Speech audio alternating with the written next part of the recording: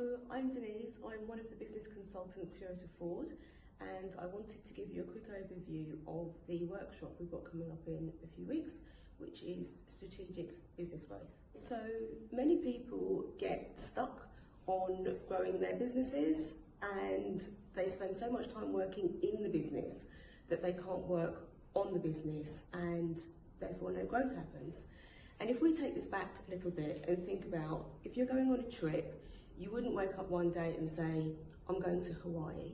You'd need a plan, you'd need some money, you'd need to know what was going to happen with everything that was going on at home, and you'd make a plan. And with business growth, it's exactly the same thing.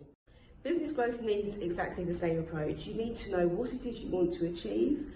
You need to know how you're going to get there. You need to know what resources you've got.